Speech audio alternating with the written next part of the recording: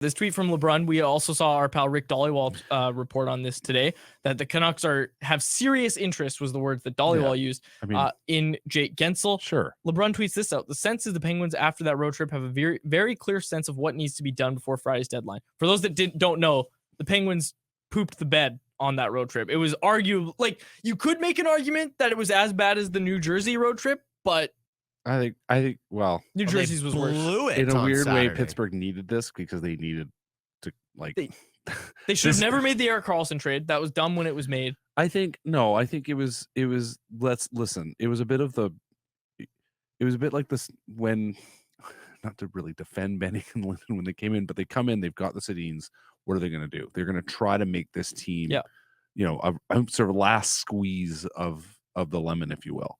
And that's what the Karlsson trade was about. They're like, hey, maybe we can make this like work, but it hasn't. In the end, the teams, the power, and who would expect the power play with all those guys on it would not be good, right? Absolutely. Well, I'm sorry to cut you off. I thought it was weird because we kind of saw in San Jose that they already tried to do the Karlsson Burns experiment, and that didn't work. That's right? a good point. Pittsburgh had Letang already playing PP1, anchoring that, and it's like there's only so much puck to go around. Yeah. But I would say, as a counterpoint, look at your Vancouver Canucks, who have managed to make it work with Philip Hronek and Quinn Hughes. So, but yeah, it in the end, Pittsburgh, they said, let's give it a go. We can make it a go. It's not worked. So what now? What do you do? Yeah. So now what do you do? So they have this bad losing streak. It is clear. It is time to move along and start moving stuff out. Trade Crosby to Vancouver. Yeah. That I mean, as I said before, could you imagine? I mean, I would.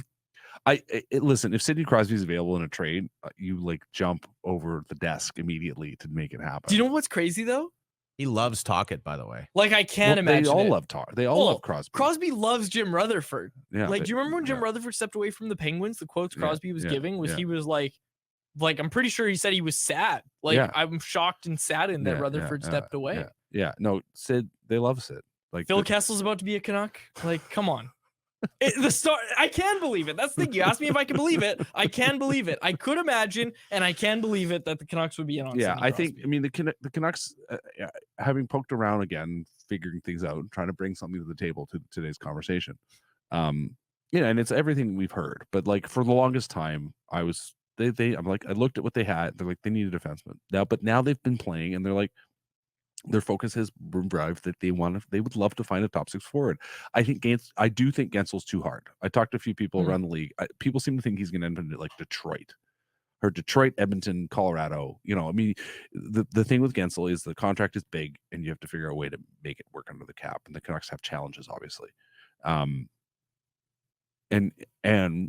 when you're in Pittsburgh's position and you have so little in the stable, like, you are going to make the trade that gets you the most. And we saw the report that Pittsburgh is looking for prospects, not picks, which I found interesting because I was starting to think, okay, like, so what would, if you're the Canucks, what are you offering that gets Gensel done? Does it have to be Karamaki? Or what are you saying yes to? Exactly. So like, for instance, one of the things that came up in TANF discussions I heard was that, obviously DPD came up. And the Canucks really like him. They really like Willander, and they really like Karamaki. Those have been kind of the three guys that they just do not. It's very clear they do not want to move. But does the quality of player that's available? I mean, you has to think that it changes. I'll tell you what, Atu Ratu's getting hot at the right time. Like, he's tearing up the AHL right now. Great. But like, they have no other centers in their organization, really, other than Sasson. I like Sasson, but like, come on, good name. But like, so they're in this position, like, Gensel clearly far and away is the number one guy out there. A guy like Buchnevich is going to get a lot of interest as well. Like, look at Vegas, and like, that's the other thing. Look at Vegas and the position they're in, trying to pick people up, right? They're in a very strong position realistically. So the Canucks are in the mix, going to be in the mix for a lot of these guys. They want to find a top six winger, but a lot of these guys are going to be going to, there's a lot of teams that are in better positions to make trades than the Canucks are. The Canucks are fine edge. So that's why you start going down the list and you start thinking about guys like Riley Smith or Anthony Duclair or players like that. Tyler Toffoli. I mean, I think Tyler Toffoli, I was saying to you the other day, I would laugh hysterically if that is where they ended up. On the same contract that he should have signed in Vancouver. Yeah. Yeah. I was thinking about this because I was trying to think of how, you know, with a Jake Gensel, and obviously the money's not perfect, but with like a Jake Gensel or Tyler Toffoli, how are the Canucks going to fit that in?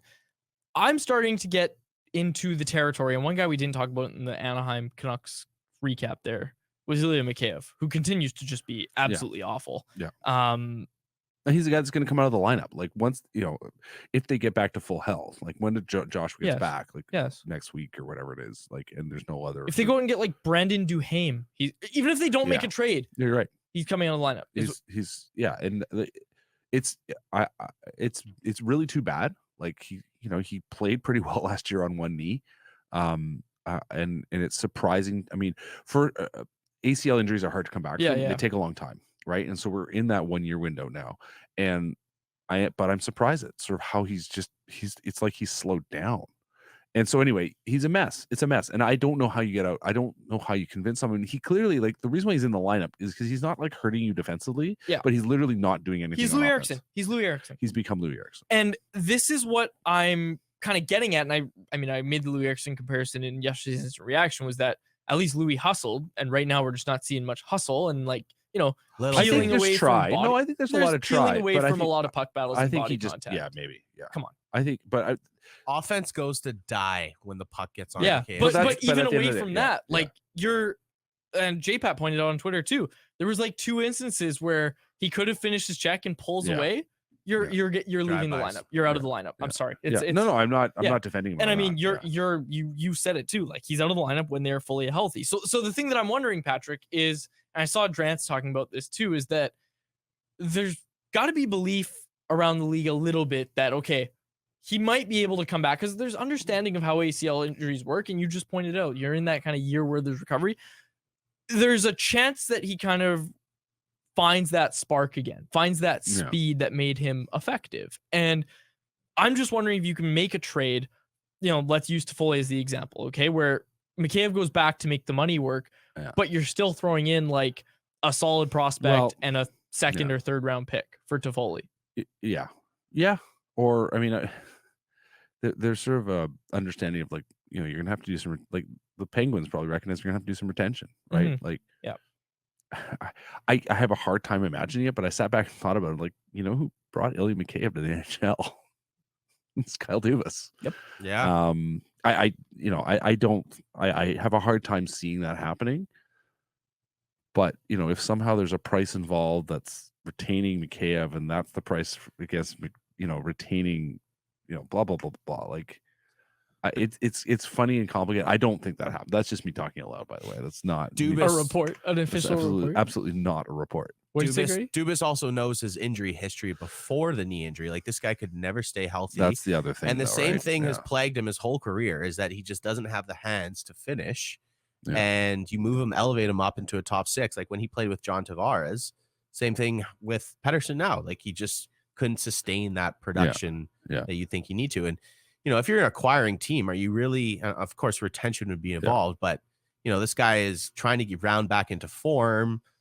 Same kind of things have plagued him his whole career. Are you really going to pay that much money for a guy that's just defensively responsible and giving you nothing offensively? Quickly, before we transition here, what about Chad Ruhwedel? I tweeted over the weekend. You know, here's a guy that is battle tested in the playoffs. Rutherford and Alvin would know him. Right shot, depth guy. You're not going to have to pay a lot, but, you know, you can never have too many defensemen come playoffs. They love that Pittsburgh well, right? Yeah, I mentioned him I wrote a story like last week. I just mentioned him on the side. Is like, is that the kind of guy? Because you know, in the end, the defenseman Rutherford's always gone for. You know, he's gone for someone who can play. You know, I think the Canucks. You look at the Canucks; they actually, I think, are pretty happy with the kind of the edge they have. You know, is there a guy that can move the puck a little bit better than what they have? Is that a kind of defenseman you can find? Ruhwedel's not that guy, but Ruhwedel is a guy that's would be an upgrade on Mark Friedman. And so, if you're just looking at an upgrade on Mark Friedman, if you're looking to change the mix entirely, I mean, I don't think they're looking to change the mix all that much. They're pretty, like I said, pretty happy with that. Like, Susie comes back, he's been their best defensive defenseman. Matt Irwin sent down today. Looks like Susie's going to play on Tuesday. I feel bad for Matt Irwin. Good dude. Oh, Matt Irwin's the best. He's had 2 call-ups, and he's been here for he's been in the NHL for a grand total of like 48 hours. But that tells you, I mean, they signed him as as a depth guy. I'm mildly surprised he hasn't gone a longer look, but the fact Friedman shoots right, I guess, is the overriding I like factor. Matt Irwin a lot. And he played games with the Caps He last played year 60 too. games, right? 61. Yeah. But you hit your 30s. This is how it goes. I mean, look, I hate to mention it, but you look at Ian Cole, right? Like Ian Cole's had some struggles lately because I think he's feeling his age, 35. But yeah, anyway, I found myself thinking about just sort of where they're at, what they're looking for, and the top 6 winger thing. I mentioned that earlier, and looking for a defenseman who can move the puck a little bit more than they have right now. But I think that's probably dreaming, and they don't have a ton of space. The thing I do find myself wondering, is there could they find a way to get off Tucker Pullman? Oh yeah. Right? Like if you're thinking long term, but I don't, was it Bill Armstrong said, oh, we're not, he defiantly declared we're not the dumping ground, but it's also, you read it and like, well, you don't have any money. Yeah. So what are we talking about? Are you willing to take picks and prospects? Oh, great. Like, you got Matt Dumba. Okay. I mean, Matt Dumba is an interesting player. Yeah. I think he'd be an interesting player here. I'm not sure how he fits in the lineup at this point, but. Is there any world that the Canucks go full Vegas and Tampa and say, hey, Tyler Myers, just take your time on this one. And we're going to put given you everything they said, LTIR. given everything they said, I don't think it happens. I think, they're in that window now where it's like, okay, how do we manage, assuming they sign Kessel? I don't think they'll expose him to waivers, but if you sign him before Friday, you could expose him to waivers and he's on your NHL list. So that's all you need. You just need him on your list, but you also have to protect against him getting claimed. When does he play in Abbey? I don't know their schedule. Well, I don't think he's going to play in Abby's still on the road. Because you would have to sign an ATO. Abby's still on the road. Yeah. So Abby, if he was going to have played any Abbotsford games at home, it would have been last week. Okay. But they're on the road this week. They don't come back till next week, right? They have home games next week. So you could give him a conditioning stint down there. But it certainly sounds like if they sign him, it's like he'll be on the NHL roster and then they'll loan him because that way they don't have to burn a recall. Yeah, exactly. But then you're dealing with cap stuff. Yeah. So there's sort of cap machinations. If it happens, if he gets signed, I assume he will get signed. Like his contract will get registered right before the deadline because exactly. They've already done a couple other things and they can make it all work that way. Okay, we're gonna get to anyone else, but before we do that, I want to close with a question for you. It's about Pud Colson. You've already asked me. I know. I'm gonna ask you again. I didn't know there were gonna be Pud Colson questions. There's another one. This is a. I want your put everything we've said about Pud Colson so far. Put it all together here. Yeah. Okay. From a 10th overall pick. Okay. Yeah. You, like you said, hasn't gotten regular deployment at any point really throughout his career to this point. Hell, even in Vancouver, it's top 6, it's bottom 6. There's been no regularity. This season, he gets some regularity in Abbotsford. Yeah. He looked great in Abbotsford. Maybe didn't put up a ton of points, but he's been looking really solid down in Abbotsford. Came up yesterday. Again, 0s on the stat line, but I thought he played pretty well. Yeah, sure. Going to be a few more games ahead of the deadline for opposing general managers and opposing teams to see him. 2 games left. I ask you this, Patrick. Is Vasily Podkolzin a member of the Vancouver Canucks organization after Friday? Put me on the spot there. I know. I think I have to say no because that's why I'm hesitating. You're saying no? I think I have to go with that and say no. And why are you saying no? Because I think he's going to end up being a trade chip. I think they're going to show that his game's coming back and that someone's going to want to. Yeah, that's a player I like. I look at it and say this management regime, from everything we've heard, does not want to move on from Lekarmaki. They do not want to move on from Willander. That's exactly it. They don't want to move on from DPD, Elias Pettersson 2.0. What do all those guys have in common, Patrick? They were all drafted by this management regime. And that's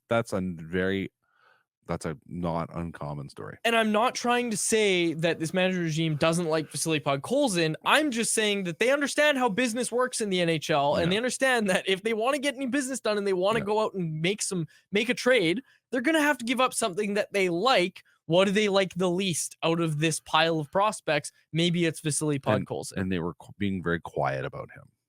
I think I asked Rutherford about him, I don't know, a month ago, and he was like, "Yeah, well, could be a playoff guy." I mean, so that's why I was like, as soon as they called him up, I'm like, I mean, it can't help but miss the timing, but I was like, I think the timing does matter on this one.